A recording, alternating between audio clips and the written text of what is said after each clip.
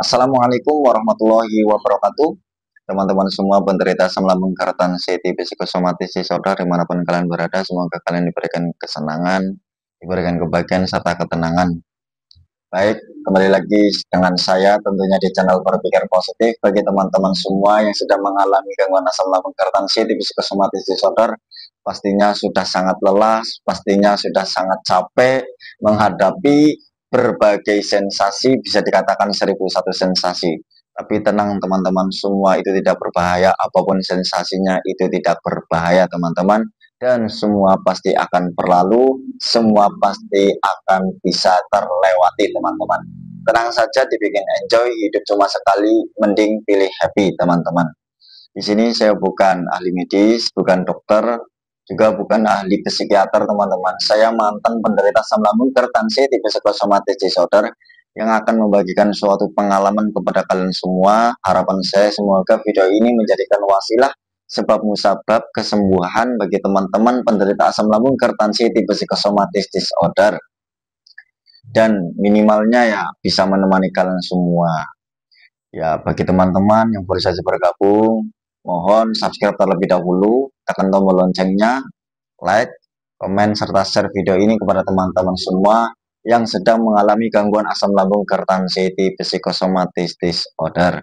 Season kali ini saya akan membahas tentang jangan biarkan pikiranmu menguasai dirimu. Jadi memang penderita asam lambung tertensi psikosomatis disorder yang amat-amat susah, amat-amat sulit itu adalah mengendalikan pola pikir. Mengendalikan pola pikir juga merubah mindset biar pikiran nggak selalu berpikir yang negatif. Begitu kan? Paling susah adalah berpikirnya itu selalu cenderung berpikir hal-hal yang negatif terus-menerus. Seperti takut penyakit kronis, seperti takut penyakit berat, dan ujung-ujungnya takut begitu kan. Ya, itu wajar sebenarnya teman-teman. Memang penderita asam lambung tertensi tipe psikosomatis disorder pasti semua yang mengalami itu pasti juga berpikir seperti itu. Karena apa? Karena pernah mengalami yang namanya trauma, teman-teman. Pernah mengalami yang namanya serasa kayak mau pingsan, serasa kayak mau jatuh, bahkan serasa kayak mau Nah, itu berpikir atau terpikir secara berulang-ulang sehingga menguasai pikiran alam bawah sadar.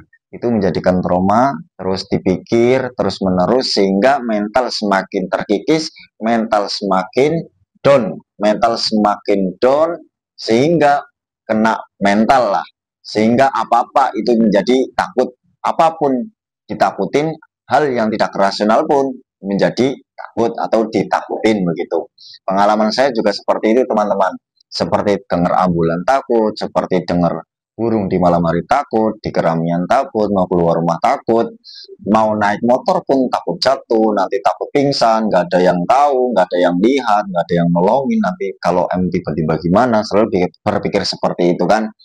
Terus mau mandi takut, mau tidur pun takut, ketika mau tidur pun susah, ketika sudah tidur itu mudah terbangun alias mudah terkejut begitu.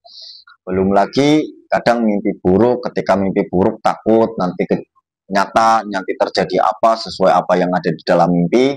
Takut penyakit kronis, takut penyakit berat, dengar orang sakit takut, dengar kabar duka takut, gemetar, keringat dingin, nafas berat, jantung berdebar-debar, dan ujung-ujungnya takut begitu kan.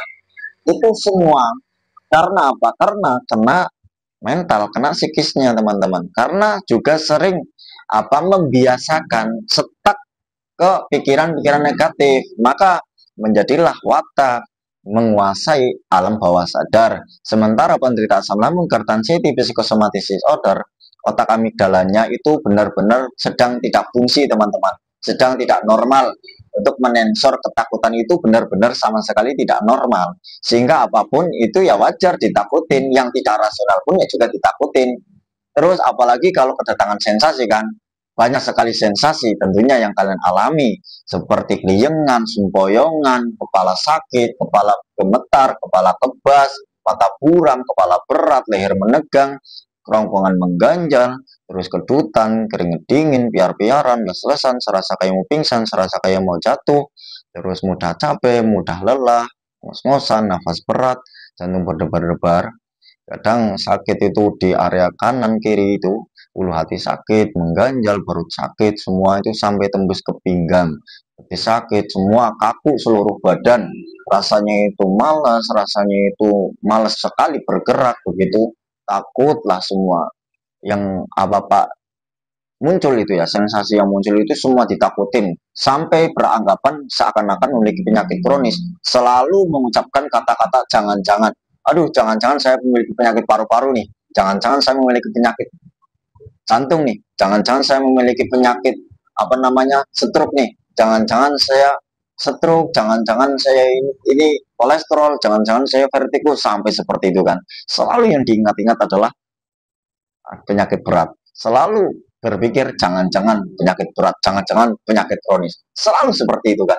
Nah, itu karena apa? Karena kalian, teman-teman, itu karena terbiasa apa? Mengancam diri karena kalian terbiasa menganggap sensasi itu adalah penyakit kronis. Itu dipakai atau diulang-ulang, selalu berpikir seperti itu. Nah, secara tidak langsung itulah mental kalian kena secara tidak langsung, psikis kalian itu kena, mental kalian itu down.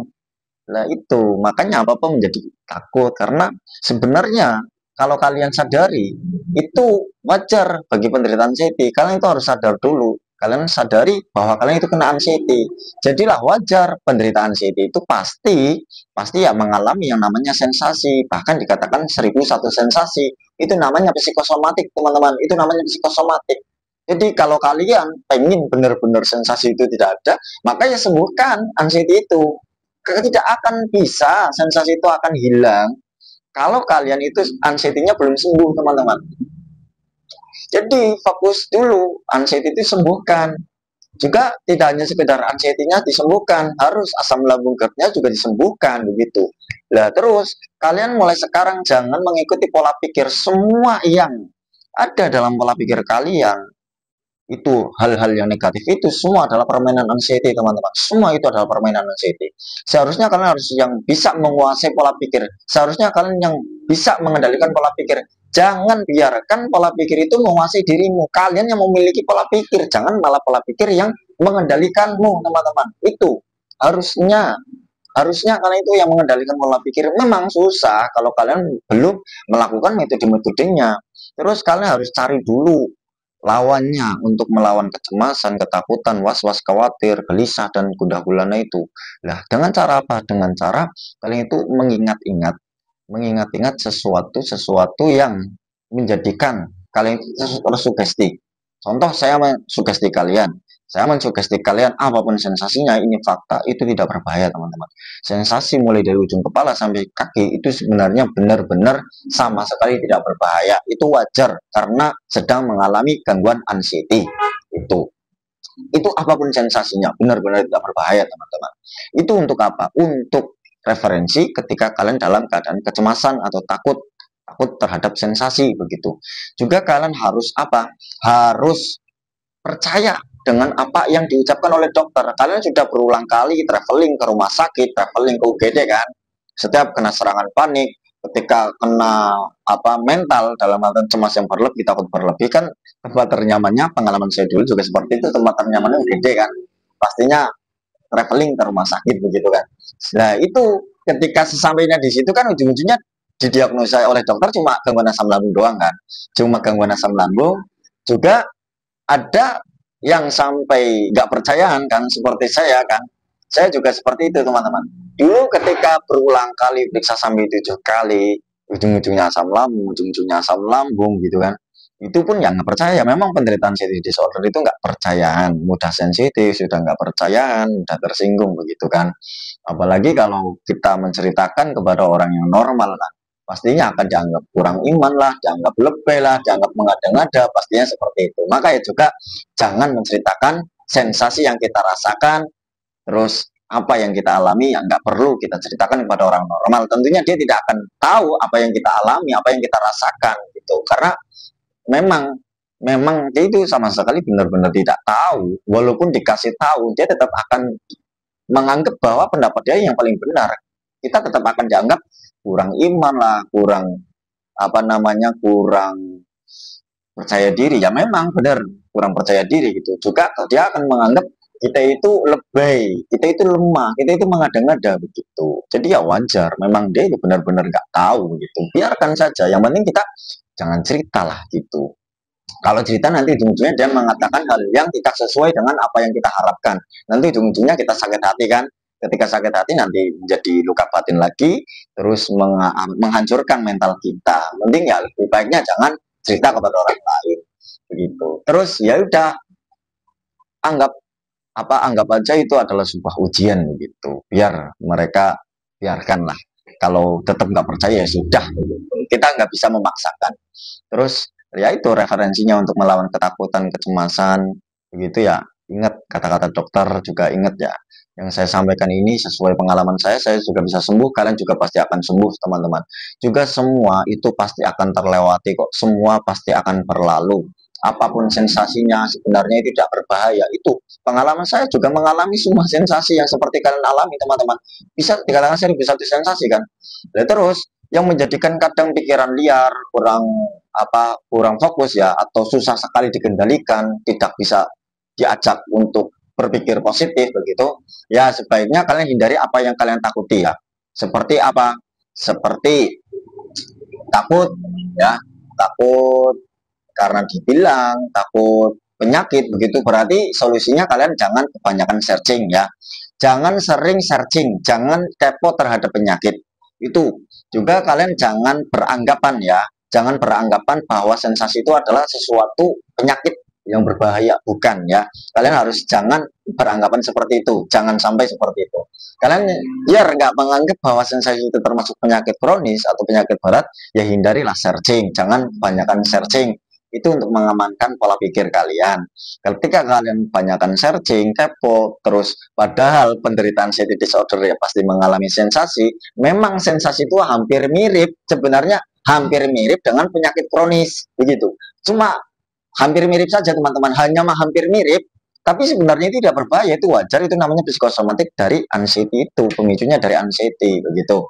Terus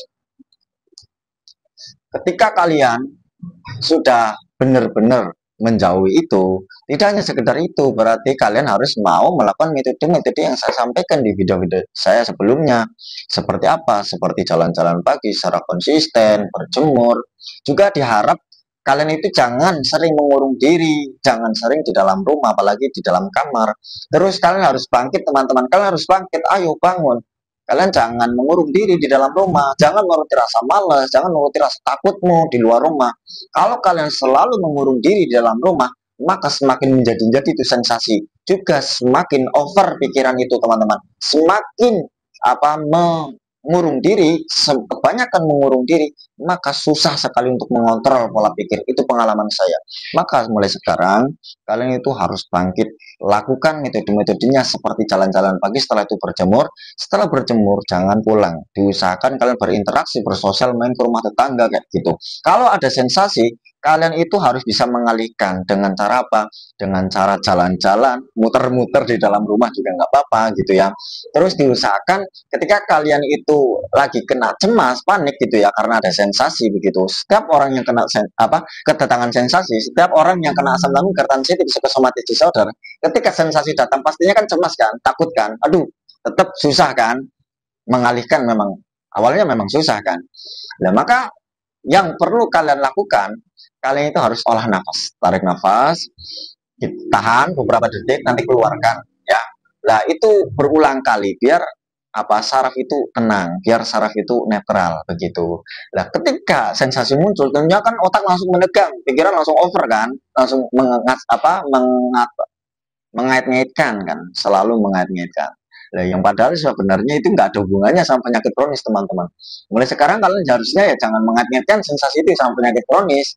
Jangan dikaitkan, itu nggak ada hubungannya, teman-teman. Apapun sensasinya itu nggak ada hubungannya sama penyakit kronis, nggak membuat kamu memiliki penyakit kronis, nggak membuatmu memiliki penyakit berat, dan tidak membuatmu pingsan, nggak membuatmu jatuh, dan juga tidak membuatmu gitu.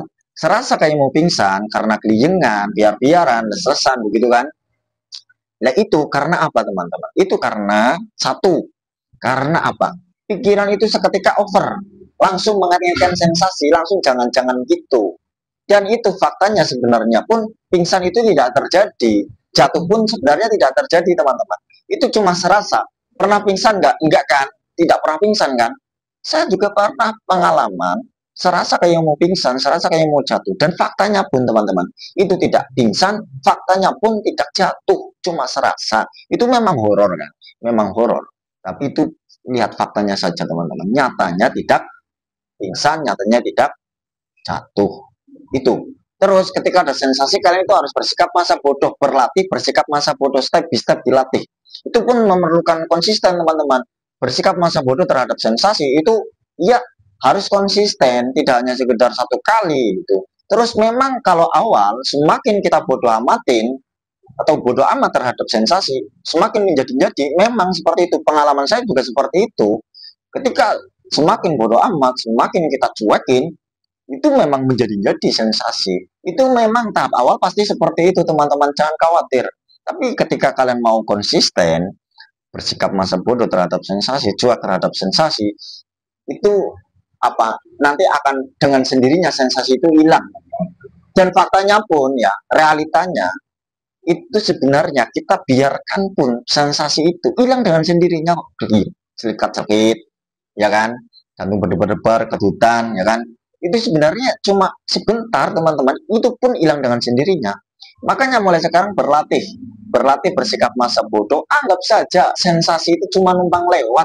Alah, sensasi apa ini cuma numpang lewat begitu. Jangan malah kalian itu mengikuti alur pikiran cemas itu, takut terus mengait-ngaitkan. Sensasi itu seharusnya jangan dikait-kaitkan teman-teman. Itu lah tentu itu sangat mudah kan kalau ketika kalian tetap stuck hidup di dalam pola pikir. Terus kalian masih tetap mengurung diri, itu pasti ya tetap agak susah, juga lambat sembuhnya teman-teman. Kalau pengen cepat sembuh, saya bisa cepat sembuh teman-teman, 3 bulan cepat sembuh. Nah, metode yang saya lakukan itu konsisten jalan-jalan pagi, setelah itu berjemur, sering mengasingkan diri, kadang main ke kebun, intinya main ke rumah tetangga, kadang main ke rumah teman begitu untuk mengalihkan saja begitu biar nggak selalu meratap-ratapi, nggak selalu mengaitkan sensasi, tidak selalu memikirkan sensasi. Memang penderita anxiety disorder ketika nggak ada sensasi itu bertanya-tanya kok tumben ya sensasi nggak muncul.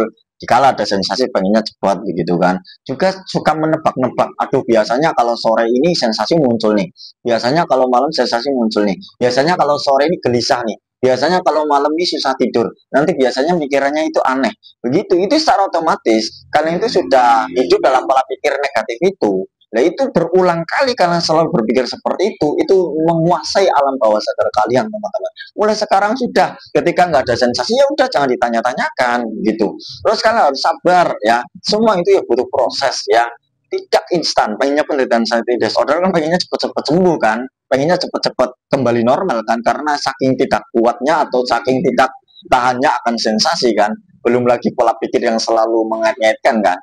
Begitu. Mulai sekarang ya kalian harus diperbaiki dari pola pikir dulu itu. Konsisten dulu biar kembalilah hormon serotonin sama hormon endorfin. Dengan jalan-jalan pagi dan berjemur itu sangat bermanfaat teman-teman mengembalikan hormon serotonin dan juga hormon endorfinnya. Ketika hormon serotonin itu namanya sudah bisa bersikap masa bodoh, sudah bisa bersikap masa bodoh, cuek terhadap sensasi karena hormon serotonin sudah kembali. Juga akan sedikit bahagia, akan sedikit senang, juga akan sedikit tenang karena hormon endorfinnya sudah kembali. Dengan cara apa? Jalan-jalan pagi itu pun cuma baru 50%. Itu cuma baru 50%.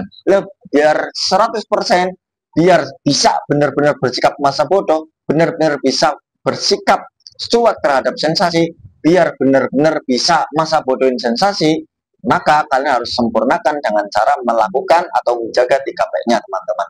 Apa saja 3P itu? Pola pikirnya. Pola pikir kalian harus dilatih, jangan selalu mengaitkan sensasi ya. Jangan selalu mengaitkan sensasi. Juga kalian seharusnya jangan sampai mendiagnosa diri kalian memiliki penyakit kronis. Kalian harus sadar bahwa kalian itu bukan dokter ya. Ketika kalian sudah sadar bahwa kalian bukan dokter, ya sudah jangan mendiagnosa diri kalian sendiri memiliki penyakit kronis. Jangan sering mengancam diri memiliki penyakit berat begitu. Jangan menakut-nakuti diri kalian sendiri dengan sensasi yang ada begitu. Nah itu pola pikirnya. Terus jangan terlalu over, jangan berpikir yang berlebih, jangan mengait-ngaitkan sensasi, intinya gitulah. Terus kendalikan emosi kalian, jangan mengumbar emosi, jangan membiarkan emosi, jangan melepas emosi, tapi kalian harus bisa mengendalikan emosi itu. Terus pola makannya, makan yang teratur. Kalau metode saya dulu, teman-teman, biar enak ya pola pikirnya, itu ya bisa didapatkan dengan cara makan yang teratur. Karena penderita asam lambung hipertensi di psikosomatis disorder kan hormon serotonin dari asam lambung itu naik, tingkat kesetresannya juga naik karena hormon kortisol itu, teman-teman. Nah, maka makan yang teratur. Metode saya dulu di bulan pertama itu 2 jam makan, sedikit-sedikit tapi sering. Terus biasakan ketika makan itu nikmati setiap kunyahan, terus nikmati dan sadari bahwa kalian lagi posisi makan, nikmati rasanya begitu. Terus minum air hangat ya, minum air hangat minimal dalam 1 hari itu 8 gelas, lebih itu lebih baik ya. Lebih dari 8 gelas itu lebih baik, teman-teman. Itu konsisten ya, makan yang teratur. Sebelum makan, kalian itu jangan was-was, jangan khawatir, jangan takut, jangan emosi. Itu kalau kalian sebelum makan kok sudah was-was, itu secara otomatis kalian itu memancing asam lambung itu naik. Juga secara otomatis memancing sensasi bermunculan. Begitu. Terus kalian apakah harus memantang makan? Sebenarnya tidak, teman-teman. Makan saja. Terus makanlah sesuai kebutuhan tubuh. Bagaimana cara mengetahui mana makanan yang menjadi kebutuhan tubuh, mana makanan yang bukan menjadi kebutuhan tubuh? Ini bukan konsep memantang makanan ya. Kalian harus belajar ketika kalian sebelum kena asam lambung. Kalian kan dulu pernah di fase normal kan sebelum kena asam lambung kan. Mana makanan yang menjadikan perut kalian tenang, enak gitu ya. Terus mana makanan yang membuat tubuh kalian itu jadi enak begitu. Nah, berarti ketika kalian di posisi normal kok makan itu menjadikan badan enak, perut enak, nyaman gitu, berarti itu termasuk makanan yang menjadi kebutuhan tubuh kalian, teman-teman. Begitu. Ya, itu kalian ketika mau makan ya jangan takut begitu, jangan memantang makanan. Nah, kalau kalian stuck selalu menuruti memantang makanan, apa-apa ini takut, nanti dikhawatirkan menjadi fobia makanan, apa-apa menjadi takut, teman-teman. Apa-apa menjadi takut. Akhirnya, padahal makanan tersebut itu termasuk kebutuhan tubuh kalian, karena kalian sering sekali takut terhadap makanan, membiasakan memantang makanan, akhirnya kalian meninggalkan makanan yang menjadi kebutuhan tubuh kalian. Makanya sekarang jangan memantang makanan, itu makan aja sekiranya itu menjadikan kebutuhan tubuh kalian. Kalau walaupun itu termasuk kebutuhan kalian, tapi ketika kalian was-was itu juga mempengaruhi. Makanya paling utama, paling manfaat atau paling efektif itu sebelum makan itu hindari was-was, hindari takut, hindari cemas, hindari khawatir, dan hindari emosi gitu. Itu secara konsisten, teman-teman ya. Hindari itu 5 itu ya: was-was, khawatir, takut, cemas, dan emosi. Hindari ketika makan itu nonton video, bermain HP, itu juga dihindari. Terus pola hidupnya ya, yang ketiga itu pola hidupnya diperbaiki. Maksudnya jangan sering begadang. Mulai sekarang kalian itu harus tidur di jam yang baik, yang efektif, minimal dalam 1 malam itu 8 jam minimal ya. Itu 8 jam. Kalau masih susah tidur, dipaksa, dilatih. Saya juga pengalaman dulu susah tidur sampai saya sudah pengalaman 2 minggu itu nggak bisa tidur, teman-teman. 8 jam itu nggak pernah. 2 minggu itu sama sekali malah nggak tidur, teman-teman. 2 minggu itu coba bayangkan. Saya itu 2 minggu nggak bisa tidur. Karena apa? Karena takut, karena cemas, takut gak bangun gitu kan. Itu terus pikirannya memang benar-benar sama sekali nggak bisa tidur dulu, teman-teman saya. Nah, saya paksakan tiap hari gitu, walaupun mapannya jam 8, tetap nggak bisa tidur dulu, teman-teman. Ya, nyatanya kalau sudah konsisten jalan-jalan pagi, berjemur, juga saya jalan-jalan sore, teman-teman. Itu manfaat jalan-jalan sore juga sangat bermanfaat sebenarnya, teman-teman. Untuk apa? Untuk membuat tidur semakin nyenyak, biar tidurnya itu nyenyak. Itu dengan cara apa? Jalan-jalan sore. Nah, kalian kalau pengen cepat sembuh ya jangan sering begadang. Kalau semakin begadang, pengalaman saya dulu itu nanti paginya itu malah jadinya susah bangun. Dalam artian ketika sudah bangun pun malas bergerak. Terus juga akhirnya nggak jalan-jalan pagi, juga akhirnya nggak berjemur begitu. Terus kalian itu harus ya sering mendekat diri kepada Allah, kan, mendekatkan diri kepada Allah, dalam perbaiki ibadah kalian. Ya, yang sering mendolimi diri sendiri itu ya harus perbaiki dengan cara mensyukuri tubuh kita dikala kita sehat. Nah, karena ketika kita benar-benar sekarang sudah di fase nggak sehat, ya maka seringlah beribadah begitu ya, mendekatkan diri kepada Allah, biar apa? Biar cepat diberi kesembuhan oleh Allah, biar bisa keluar dari lingkaran setan atau keluar dari lingkaran anxiety, teman-teman. Itu perbaiki ibadahnya juga, biar kalian cepat apa namanya, biar cepat sembuh, biar cepat keluar dari lingkaran anxiety. Terus mohon ampunan tentunya kan, karena apa, teori tabib zaman dahulu di abad ke-10 itu Ibnu Sina kan menyampaikan itu dengan cara penyembuhan mental biar efektif lebih cepat, itu dengan cara mendekatkan diri kepada Allah, terus sering membaca doa amalan-amalan orang-orang miskin, yaitu apa, la haula wala quwata illa billahil ngalil ngadim, berulang kali sebanyak mungkin. Itu lakukan secara konsisten biar kalian cepat sembuh. Itu kalian harus yakin, lakukan metodenya, kalian harus beranggapan kalian itu harus apa, memperlakukan diri kalian itu seperti orang sehat. Kalian itu benar-benar sebenarnya sehat, teman-teman, cuma di gangguan psikis sama mental saja, itu pola pikir saja. Kalian harus jangan membiarkan pola pikir menguasai dirimu, tapi seharusnya kalian sendiri yang menguasai pikiran ya. Jangan turutin pola pikir yang negatif, kalian harus bersikap masa bodoh. Kalian harus sering tantang pikiran-pikiran negatif itu. Ketika ada sensasi, jangan mengaitkan, jangan menyamakan sama penyakit kronis. Bersikaplah masa bodoh terhadap sensasi, dan faktanya, saya mensugesti kalian, apapun sensasinya itu tidak berbahaya.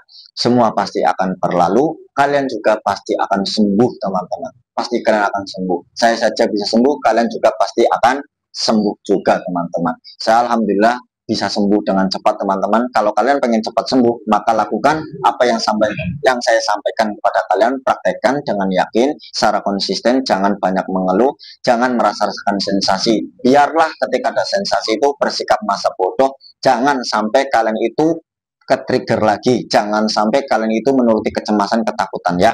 Memang awalnya susah, tapi kalian konsisten saja melakukan metode-metodenya, nanti lama-kelamaan kalian sudah bisa bersikap masa bodoh, teman-teman. Saya doakan semoga kalian lekas sembuh, cepat membaik, diberi kesenangan, kebaikan serta ketenangan. Kurang lebihnya mohon maaf, mohon dimaafkan. Wassalamualaikum warahmatullahi wabarakatuh.